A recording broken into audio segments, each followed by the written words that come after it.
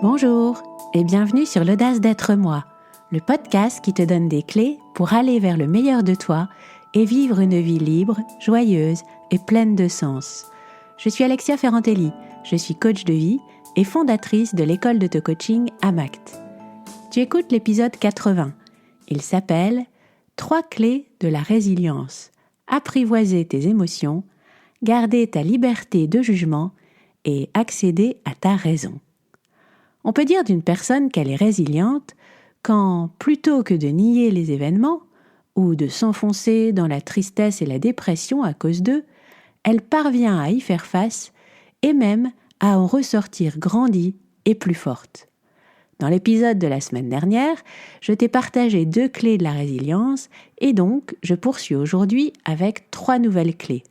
Comment apprivoiser tes émotions, comment garder ta liberté de jugement et comment accéder à ta raison pour réagir de la meilleure façon face à une difficulté.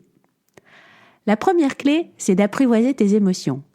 Quand on traverse une difficulté, une épreuve, grande ou petite, on ressent des émotions pénibles, parfois très vives. Et le problème, c'est que les émotions fortes nous amènent à percevoir la réalité d'une façon particulièrement déformée. Ce qui nous permet de distinguer la vérité de l'erreur, c'est la raison. Plus les émotions qu'on ressent sont fortes, plus elles polluent notre raisonnement. Et c'est embêtant parce que quand on traverse une épreuve, on a particulièrement besoin d'accéder à notre meilleure capacité de raisonnement pour bien analyser les choses, prendre des décisions éclairées et poser des actions justes. Celui qui sait garder son sang-froid ou le retrouver rapidement, et qui sait faire preuve d'indépendance dans son jugement pour considérer les faits avec objectivité, aura un avantage décisif par rapport à ceux qui céderont à la panique. Quand un événement imprévu, choquant ou effrayant survient, on a une première réaction spontanée qui nous vient de notre cerveau de survie. Ce cerveau qui a pour fonction de nous protéger du danger de mort. Il s'active donc très fort dès qu'il perçoit un danger. Et c'est très bien, il remplit très bien sa fonction en cas de danger vital immédiat. Mais le problème, c'est qu'il s'active aussi quand le danger n'est pas vital et qu'on a besoin de répondre de façon intelligente à une situation. Et dans ces cas-là, on réagit non pas à la situation telle qu'elle est, mais aux hormones de survie qui circulent dans notre corps. Alors que dans bien des cas, ce qui nous serait plus utile, c'est pas de céder à la panique ou à la colère, mais de garder son sang-froid pour pouvoir faire de notre mieux pour affronter la réalité et persévérer dans notre effort. Quand on panique, quand on s'emporte, on se trompe, on fait des erreurs, on ne réfléchit plus clairement. Comme l'a dit Platon, les yeux de l'esprit ne commencent à être perçants que quand ceux du corps commencent à baisser. Si on veut devenir résilient, c'est intéressant de développer ce que les Grecs appelaient l'apatheia, qu'on peut traduire par l'équanimité, c'est-à-dire l'égalité d'âme et d'humeur. C'est cette sérénité qui vient avec l'absence d'émotions irrationnelles ou extrêmes. De nombreux courants philosophiques ou spirituels invitent à développer cette qualité de sérénité. C'est une qualité qui te permet de concentrer ton énergie sur la recherche de solutions au lieu de surréagir aux problèmes. Pour ça, quand tu sens que la panique pourrait te gagner, tu peux juste te dire « Non, merci, je ne peux pas me permettre de paniquer ». Si tu sens que tu commences à t'énerver, tu peux aussi te demander si ça t'offre des options intéressantes. Parfois c'est le cas, mais si ça n'est pas le cas, c'est sans doute une émotion inutile. Est-ce que balancer ton ordinateur par terre, ça va résoudre ton problème de bug informatique, par exemple ? Apprivoiser tes émotions, ça ne veut pas dire faire comme si elles n'étaient pas là, mais ça veut dire apprendre à les canaliser et à en faire un bon usage. On en a déjà parlé dans pas mal d'épisodes, il n'y a aucune honte à ressentir quelque émotion que ce soit, parce que les émotions, comme les pensées, se présentent hors de notre contrôle. Donc, quand elles sont là, on les accueille, on les nomme, mais on ne s'identifie pas à elles. Nous ne sommes pas nos émotions. À un moment, c'est toi le patron. nos émotions sont là pour nous informer. Elles ne sont pas là pour nous diriger. Il y a 2 écueils à éviter à propos des émotions. Le premier écueil, c'est de les refouler, de les réprimer, de les dénier. Parce que dans ce cas, ce qui se passe, c'est qu'elles ne font que gagner en intensité. Retiens bien cette équation.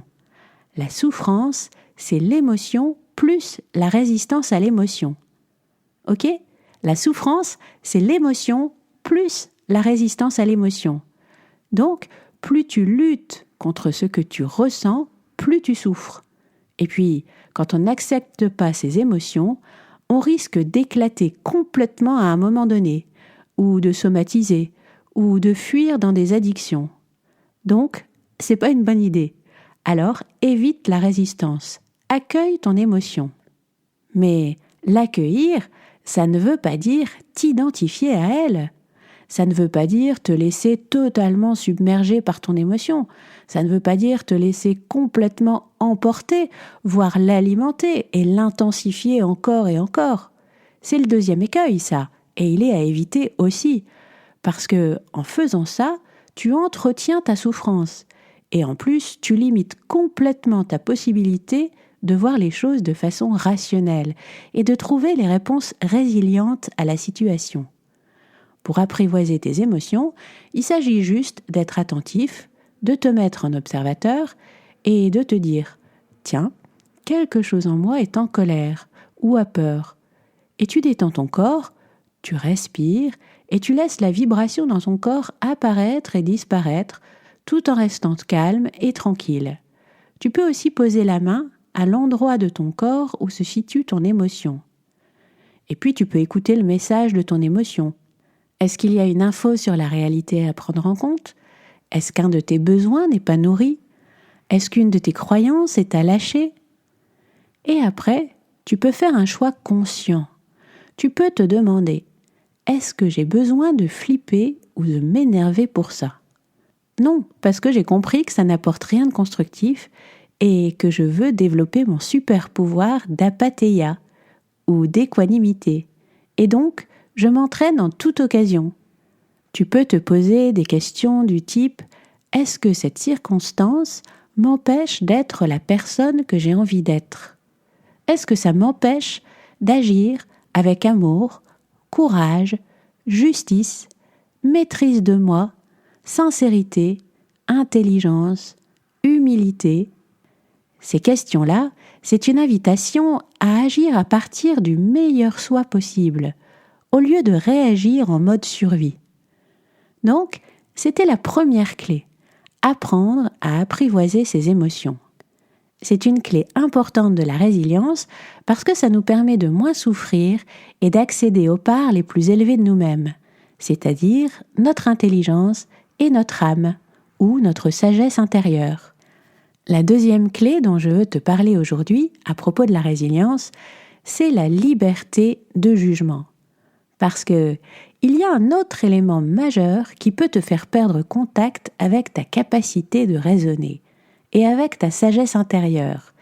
C'est la tendance à la conformité sociale.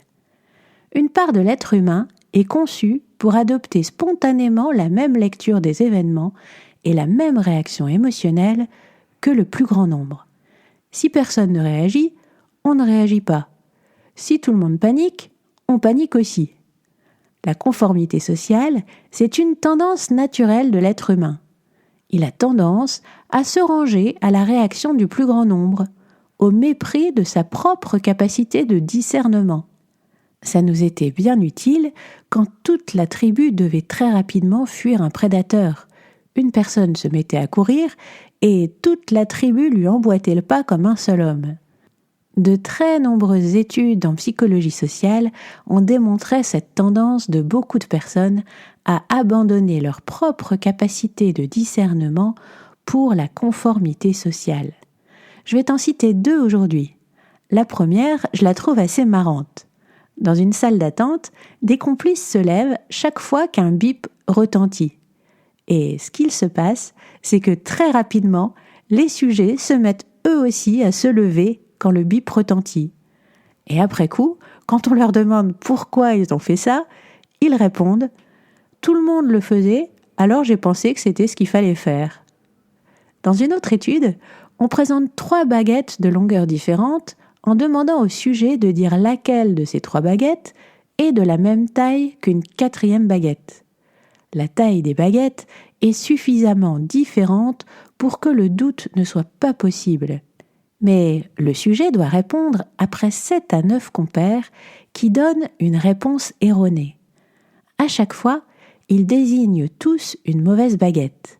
Eh bien, ce qu'il se passe, c'est qu'au fur et à mesure des questions, les sujets s'écartent de plus en plus de la bonne réponse pour répondre la même chose que le groupe. Ils préfèrent émettre un jugement contraire au bon sens que de s'écarter de la norme du groupe. Au final, dans 40% des cas, les sujets donnent une réponse erronée. Et seulement 23% des sujets font preuve d'une réelle indépendance de jugement en donnant toujours la bonne réponse, même si ça les met mal à l'aise de ne pas dire la même chose que les autres. Et parmi les conformistes, certains se rendaient compte que les réponses étaient fausses, mais ils ne voulaient pas se distinguer des réponses du groupe. L'un d'eux dit par exemple « Je m'en suis douté au milieu, mais j'ai essayé de ne plus y penser ». Et certains conformistes finissent même par croire que c'est leur perception même qui est fausse. Ils se fient plus à la perception que semble avoir le groupe qu'à leur propre perception. Donc tu vois, chez beaucoup d'entre nous, cette tendance à la conformité sociale nous fait complètement perdre notre lucidité, l'accès à notre capacité de raisonner. Ce qui se passe, c'est qu'on ne fonde plus notre réflexion et notre action sur les faits, sur la réalité, sur notre raison, mais sur la réaction des autres. Mais la réaction des autres n'est pas forcément justifiée et pas forcément la plus pertinente. Elle vient peut-être d'une réaction de leur cerveau archaïque, d'une réaction à des émotions intenses. Leur interprétation de la réalité est peut-être complètement erronée par des croyances, ou même elle repose peut-être sur des faits complètement faux. Si tu veux apporter une réponse juste à une situation, c'est important déjà que tu te bases sur des faits justes et pas sur les réactions émotionnelles des autres. Et c'est la 3e clé aujourd'hui, l'importance d'en revenir aux faits. À ce sujet, je te recommande un bouquin de Hans Rosling qui s'appelle « Factfulness », saine habitude de fonder son opinion sur les faits. Je trouve ce bouquin super parce qu'à l'heure des fake news et de l'approche souvent hyper émotionnelle des médias et des réseaux sociaux, on a tendance un peu à perdre cette habitude basée sur le bon sens de fonder son opinion sur des faits concrets. Et pas sur des rumeurs, sur des on-dit ou des réactions émotionnelles exacerbées qui prennent lieu et place des faits eux-mêmes. La vérité, c'est l'un des principes qui fondent l'action juste. La vérité, la sincérité, est indispensable pour préserver son intégrité, pour aller vers le meilleur de soi. On ne peut pas contribuer positivement au monde en s'écartant de la vérité. Déformer les faits, manipuler ou mentir carrément, ça peut sembler une bonne chose à faire quand on pense que c'est au service d'une noble cause. Mais ça ajoute juste plus de confusion dans le monde. Ça peut entraîner des injustices terribles, des réactions inadaptées, et au final, ça peut décrédibiliser la cause que le mensonge était censé servir. Et puis, mentir, c'est le meilleur moyen de se perdre soi-même. Comme le dit Hans Rosling, premièrement, une vision du monde basée sur des faits est plus utile pour mener sa vie, de même qu'un GPS fiable est plus utile pour trouver votre chemin en ville. Et deuxièmement, une vision du monde basée sur les faits est plus confortable. Elle crée moins de stress et de désespoir que la vision du monde dramatique, simplement parce que la vision dramatique est si négative et effrayante. Si tu veux devenir résilient, évite de nier tes émotions, mais évite aussi de te laisser emporter par elles. Résiste à la conformité sociale et fais appel à ta capacité de discernement, à ton intelligence. Mets ta casquette de chercheur ou de scientifique et reviens-en aux faits, à la vérité, pour conduire ton action. Deviens l'observateur qui prend du recul, qui cherche à comprendre la situation. Vérifie que tu as bien compris le contexte, ses tenants, ses aboutissants. D'où te vient l'information? Évite de réagir à chaud. Prends du recul. L'étape d'observation est essentielle pour connaître et comprendre une situation dans sa globalité, et pas uniquement selon son propre point de vue. C'est aussi l'observation qui permet de faire preuve d'empathie vis-à-vis des autres. Aujourd'hui, je t'ai donc partagé 3 clés importantes pour devenir quelqu'un de résilient, quelqu'un qui grandit avec les épreuves et qui transforme les obstacles en tremplin. La première, c'est d'apprendre à apprivoiser tes émotions, à développer la qualité d'équanimité. La deuxième, c'est de pratiquer l'indépendance de jugement, de ne pas céder à la conformité sociale. Et la troisième, c'est de développer ton objectivité en revenant aux faits et à la raison. Pour activer cette 3e clé, tu peux réécouter l'épisode 33 qui s'appelle « Tempête émotionnelle » où je te parle d'un outil d'auto-coaching qui te permet de séparer les faits et tout le cinéma qui accompagne les faits. Ça te permet de traiter les faits d'un côté et le cinéma de l'autre, parce que les deux demandent des traitements très différents. Il y a plein d'outils d'auto-coaching qui peuvent te permettre d'apprivoiser tes émotions, de ne pas céder à la conformité sociale et d'accéder à ta raison dans les situations difficiles. On en mettra plusieurs en pratique dans la formation Maître de la résilience. Et aujourd'hui, je te propose un outil très efficace pour retrouver l'accès à ta raison quand tu ressens beaucoup d'inquiétude par rapport à une situation ou une décision à prendre. Tu prends un papier et un crayon et tu te poses la question: quel est le scénario du pire? Au pire du pire du pire, qu'est-ce qui pourrait arriver? Et tu notes tout. Le premier effet positif de faire ça, déjà, c'est que tu verras que dans la grande majorité des cas, le pire n'est pas si terrible que ça, quand tu le décris de façon factuelle. Pour faire cet exercice, ça peut t'aider de faire comme si tu décrivais quelque chose qui concerne quelqu'un d'autre que toi. Ça te permet de prendre encore plus de recul. Et le deuxième intérêt de poser par écrit le scénario du pire, c'est que, dans un deuxième temps, ça te permet de voir concrètement qu'est-ce que tu peux faire dès maintenant pour éviter que ce scénario du pire n'arrive. Ça te permet de définir des stratégies et de poser des actions résilientes dès maintenant. Et ensuite, tu écris le scénario du meilleur futur possible. Et là, tu libères toute ta capacité d'espoir, de confiance, de créativité, de rêve, et tu clarifies ce à quoi tu aspires.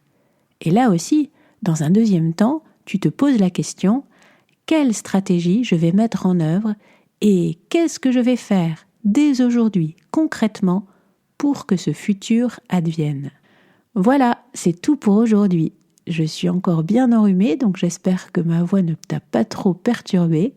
Et je te rappelle que je suis en train de finaliser la formation Deviens maître de la résilience.